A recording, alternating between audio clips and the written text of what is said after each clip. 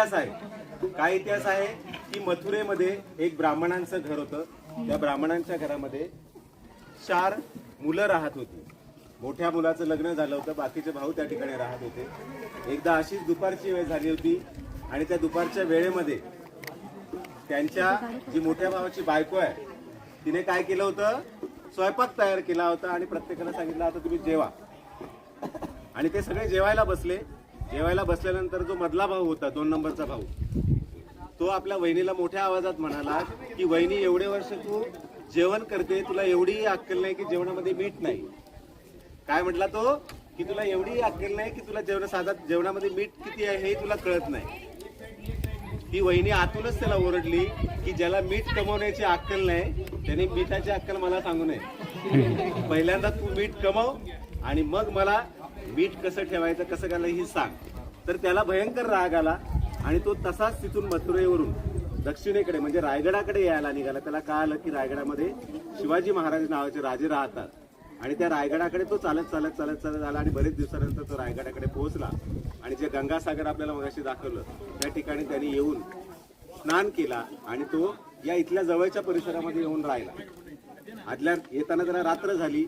तो रात्री इथे पहिल्यांदा त्याने दर्शन घेतलं आणि त्या जवळच्या परिसरामध्ये झोपला. आपले कपडे वगैरे बदलले आणि सकाळी पहाटे तो उठला आणि पुन्हा एकदा त्याने स्नान केले, आपले कपडे बदलले आणि परत तो या रायरेश्वराच्या मंदिरामध्ये सकाळी दर्शनासाठी आला.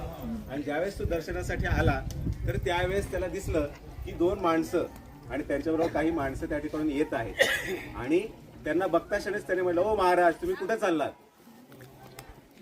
तर त्याने विचारलं, तू कोण बाबा आम्हाला विचारणारा? तर ते म्हटले की आम्ही इथलेच आहोत, तो कुठला आहेस सांग, आणि तू इथे का आलायस?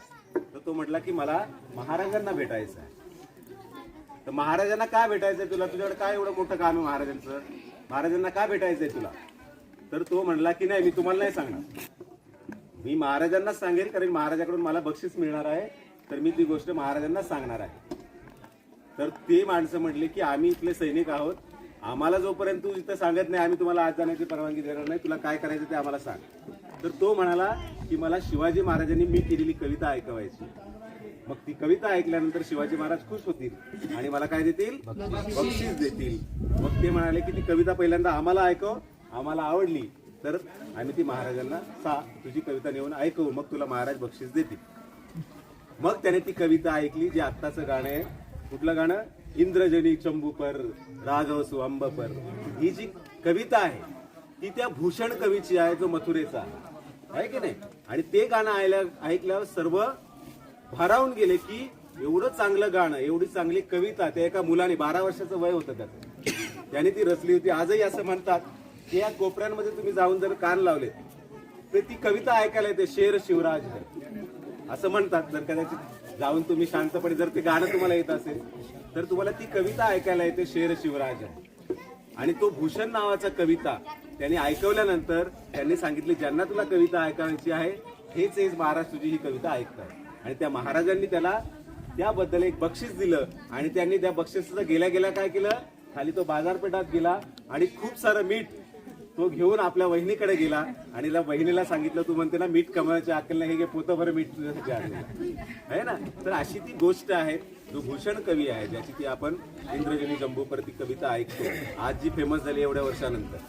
ती कविता याच ठिकाणी त्यांनी पहिल्यांदा गाऊन दाखवली आणि मग ती एवढ्या वर्षानंतर आज या ठिकाणी आपण ती कविता आता नवीन फॉर्म मध्ये, नवीन डायरेक्टर्सनी ती आता एक छानपैकी रचलेली आणि ते गाणं तयार केलेलं आहे. तर आपल्याकडे पण असे खूप सारे गायक आहेत ज्यांचा मान आपण सन्मान केला पाहिजे, त्यांना बक्षीस दिलं पाहिजे. बक्षीस कसलं असतं? आपल्या टाळ्यांचं आहे की नाही. तर आपल्या मुलांनी सुद्धा शिवाजी महाराजांवर एक पोवाडा तयार केलेला आहे, ते आपल्यासाठी या ठिकाणी सादर करणार आहे. सर्वांनी लक्षपूर्वक ऐकायचं. 1 2 3 स्टार्ट.